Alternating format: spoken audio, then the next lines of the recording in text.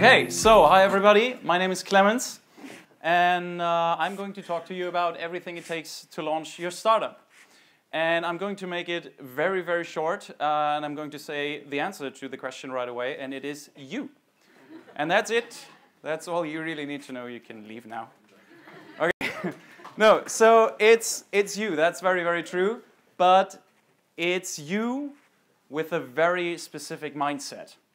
And I want to start off with a quote here from Drew Houston, who said, "Everything you do in a startup is something that you're just barely qualified for or not qualified for at all." And yeah, I can see some nodding here. Many people are like, yeah, I'm not qualified. So what you do is you jump off a cliff and you kind of have to build your own parachute as you go. And that's, stressful. So a little bit about me. I am the COO and co-founder of Alethio. We empower people to live life to their fullest. We are building an online personality platform, an online life coaching. And we are based in San Francisco. So we will move, the whole team is going to move over there in the next 3 to 6 months.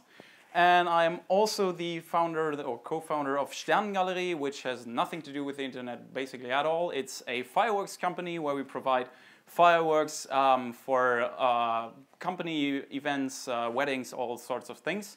And we've been 3 years running and it's going really well. And we are now represented in 12 major cities all across Germany. So that's a little bit about me. So I've always thought about this kind of meetups where I usually go and I really like the talks. What could my contribution really be? And I thought about, okay, there's many obviously technical topics that you can talk about, but what I really want to focus on tonight is a founder's mindset, because you need a very specific kind of mindset to be a successful startup founder. And I want to talk about 5 things, and I'm going to start off with this. This is the homunculus, and it's an artistic view of what your own perception of yourself is. So this is your ego.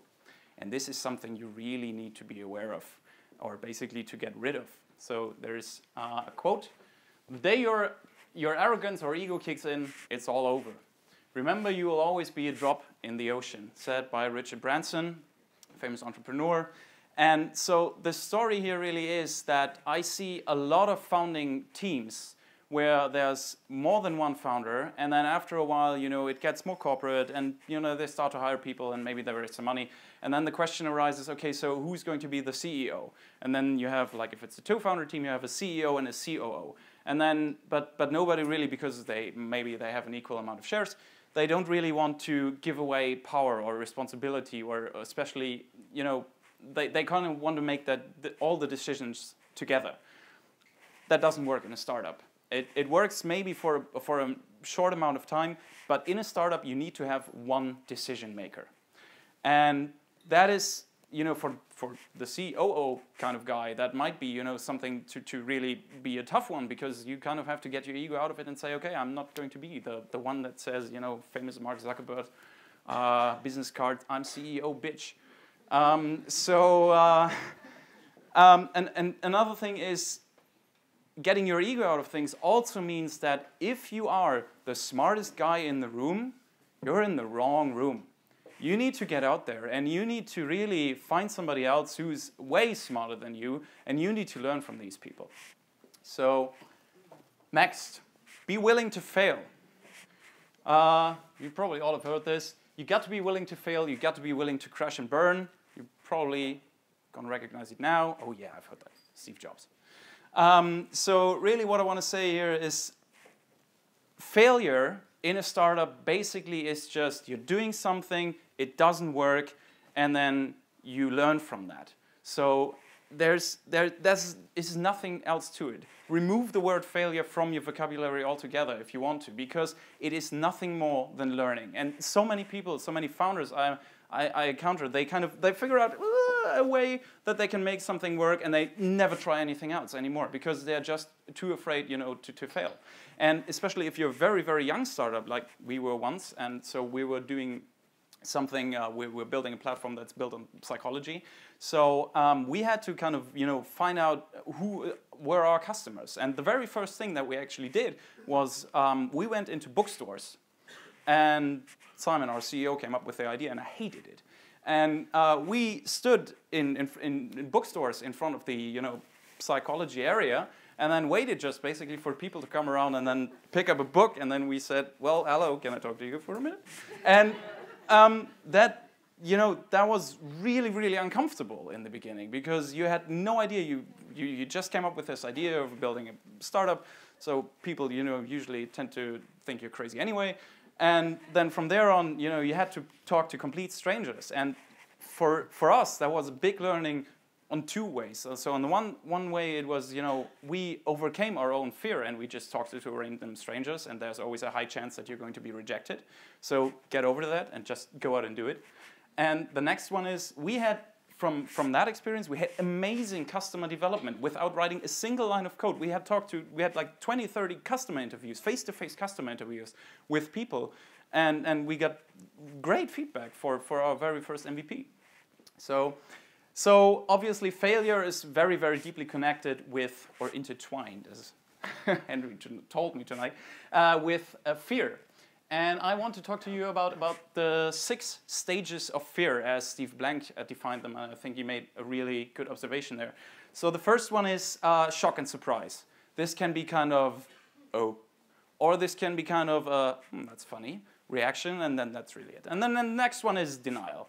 So you kind of look at the data, whatever you have, and you think, no, this is wrong. No, this is not happening. And then the next one, and this is kind of where it gets messy, is anger and blame. So you're always in a team, and you're kind of, everybody's got his responsibilities, and then the finger pointing starts. So from there, it turns into depression, where you think like, oh my God, I'm the worst person in the world. How can it be that I really didn't figure this out? Then comes acceptance, which is kind of the first, uphill step, where you just accept, okay, I made a mistake, and that's really it, nothing else. And then the next step, and this is where the magic happens. So this is insight and change. This is your learning. And this 6th step is so extremely important, because if you need to go through all these 6 steps in order to go here. If you don't go here, you learn nothing. And you're just depressed, and you're not going to get any value out of the failure that happened. So when I look at startups, and when I look at teams that are working with each other, I kind of very often see them working somewhere there. Part 3, anger and blame. So you want to know what arguing looks like in most startups? It's that. This is really what a lot of founders kind of argue like. And it's a lot of finger pointing, a lot of screaming and yelling, and it's not very constructive. So get your ego out of there, accept that you made a mistake, and then try to learn from that mistake, and immediately ask, okay, how can we do this better next time? So this takes me to my next point, which is take responsibility for your actions. And when I look at blogs from startups or founders who talk about the way they failed, you see these ridiculously, and I mean there's a lot of talk going on about it, you see these lists of things that were just wrong. And it's the wrong customers. And we kind of targeted the wrong market segment. And there was also the wrong technology. And the team was completely wrong. And those are all those reasons that our startup failed. And it's none of that. It's all you. Who chose the market? Who chose the technology? Who decided who your customer is going to be? Who did the customer development? Who hired the team? It's all you. It's all the founder. So stop blaming anything but yourself. So here's a quote. I really like this one. I believe life is a series of near misses. Luck isn't luck at all. It's seizing the day and accepting responsibility for your future. That's by Howard Schultz, somebody who makes very good coffee. So the next one, follow your passion, and also Steve Jobs here. You got to find what you love and follow your passion. If you haven't found it yet, keep looking. So, and this usually also earns a lot of nodding and a lot of, yes, that's what I'm going to do. And I'm going to follow my passion, I'm going to have an amazing life for the rest of my life, and all's going to be fine. But I submit to you that you have to be really, really careful with this one, because what people kind of think about is, okay, so all I need to do is to do a little bit of digging. It takes like a week, you know, you do a strengths test or whatever, and then you kind of find out what your passion is, and then you take it from there. And people often say in their jobs, well, I don't really like this, and especially when it gets hard, this just sucks, and I want to do something else. And obviously, because I hate what I'm doing right now, this isn't my passion, so I'm going to move on to something else. And this is where you have to be really, really careful, because don't take this, finding your passion, as an excuse for hard times. So, a little thing that we did last year, we applied to Startup Bootcamp and Rockstart with our startup. Those are two of the largest accelerator programs in Europe. Not to demote the in-house accelerator program, which I know nothing about, but I'm sure it's amazing. So we made it really far. We made it to the finals, actually. So so it's two accelerator programs, and actually the finals, both of them fell into the same week, which was weird, but I don't know, it just happened to be that way, and both of them were in Amsterdam. And we were like, yes, this is amazing, we made it into the finals. And usually it's like about 500 companies that apply to these kind of accelerators. And so the number of companies that are accepted are about 20 in our case. So we beat out basically 860 other companies that were competing with us in both accelerator programs. And we were already thinking, like, yeah, okay, we're both finalists, so we can basically choose which one of these programs we want to go into. And then we were rejected twice in the same week. And that was the biggest punch in the face. And again, that was really, really hard, and we really had to deal, you know, with all these kinds of issues. But because we have focused ourselves so much on do not point fingers at other people, you know, it was just a matter of, okay, let's find out what the problems actually really were. Let's listen again to what the jury actually said to us, and then kind of try to figure out how we can go from there.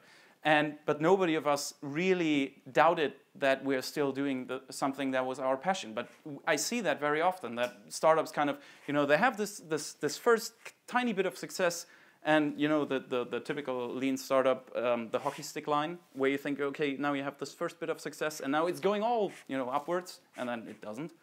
And then people say, well, it's not my passion. So careful there. And then the last one is this one, which was by another very famous mentor, Master Yoda. Train yourself to let go of everything you fear to lose. And this is probably the one I am most passionate about. Well, all of those are very, very important topics. But what I would suggest any founder would do is do nothing else than build your startup. Quit everything you're doing and really commit to the cause. Because many, many people say, like, well, I'm studying, but I'm doing this thing here, and maybe it's going to be something, and it's going to be really awesome, and then it doesn't really work out. And then they go back to studying and kind of take a job that is sort of half-assed, and they don't really follow their true passion. What they wanted to do was build their real own company. And so what we did, and, you know, just a very first example here is, so in my early 20s, I inherited a tiny bit of money, and I spent it all on this one here, which is a car. And so when we founded the company, I immediately sold the car for this one here, which is also a car, but it's nothing like the one you've seen before. You can see here the metal wires holding the bonnet onto the car, because otherwise it would just fly open. It was the worst piece of junk we could find on the internet. And that was the first bit of commitment. But also, my co-founder, Robert, he actually dropped out of university. He was in his last semester of becoming an industrial engineer, one of the highest ever paid jobs in Germany if you come right out of university. He was doing an internship at Porsche, so he was, you know, like going really well. And then in his last semester, he quit. And that is you know, that is yet another step of commitment. And I really want to submit to you, if you really want to follow your dreams, and if you're really passionate about what you do, then you really have to commit to what you're doing. So I also dropped out, but you know, not as big as he did. And another thing we did, we sold everything we had. So not just the car, but also really, I sold all my stuff. I sold all my furniture, which was a bad idea because I realized you need a closet. You know, otherwise all your stuff is just lying on the floor. That was not very good. So 2 weeks without a closet, and then we kind of realized, okay, we have to buy back some bit of furniture. But by then I really had a bed and my camera and my laptop, which were the things I was passionate about or sleeping in. So I want to leave you with this very last quote that we've been stitching together. We believe it's from the founder of 37 Signals, but it's really very good. And it's, if your goal is to make money, you'll have a chance to make meaning. Excuse me. Okay. So if your goal is to make meaning, you'll have a chance to make meaning and money. But if your goal is to make money, you won't make meaning, and you also probably won't make money. So just a show of hands here to get to know my crowd a little better. Who here is actually a founder and founded his own company? Okay, so there's a bunch of hands going up. Okay, and who is thinking about starting his own company? And there's about the same amount of hands. Okay, thank you. So really, the last thing I want to tell you is you've decided to become an entrepreneur. So this is really your chance to make an impact on the world and to really, really change something. So don't waste this opportunity and, you know, put all your effort in there and really change your state and stop being an egocentric idiot and just build something that's really, really amazing. Thank you so much.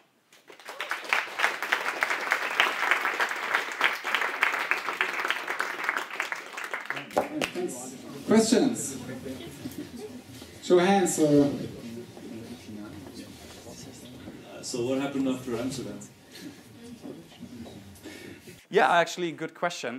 What happened after Amsterdam? We took about 2 hours pointing fingers time to realize, okay, this doesn't bring us anywhere. And we looked inwards and basically kind of tried to figure out, okay, so what went wrong? What did the jury not like about our pitches? Where was the idea? We had a communications problem. So what we did was the very next day we went out to find ourselves a mentor. And actually, right now this was very good for us because right now we have from San Francisco one of the top CEOs from a very, very successful startup company who is advising us right now. And yeah, we just moved on and took our learnings from it. Okay, next question. What the judges said to you when you were rejected? They said many things, but the main thing really was that they don't see, they can sort of see the vision, but they don't see the product as being progressed far enough. And because accelerators are investors, let's face it, they're nothing else. It's just a different structure of an investment. But really what they want to see is an exit strategy. And for an exit strategy, you need to have of course you need to have a business model, which we had, but development was still, very far away from being somewhere near sales. And we've pivoted a couple of times since then, and now we're actually very, very satisfied where we've arrived. And we're also very happy that we didn't get into the accelerators. More questions? Hi, I enjoyed that, very inspiring, thanks. Yeah, I noticed that you used two Steve Jobs quotes, and Steve Jobs famously said that the most significant experience of his life, the one that he thought inspired him most potently, and the one that sort of led to the creation of Apple and everything that followed, was taking LSD. I wondered if you thought that would have any impact on today's startup culture. You're going to San Francisco. So I'm very sure that we would see way more creative products. No, okay. You can also leave it like. I'm no comment. I'm not authorized to. Okay, next question. Okay. Do I not see anything? Show hands clearly. You want? No? Alright. Cool. Then, thanks, Clemens. Give him another hand.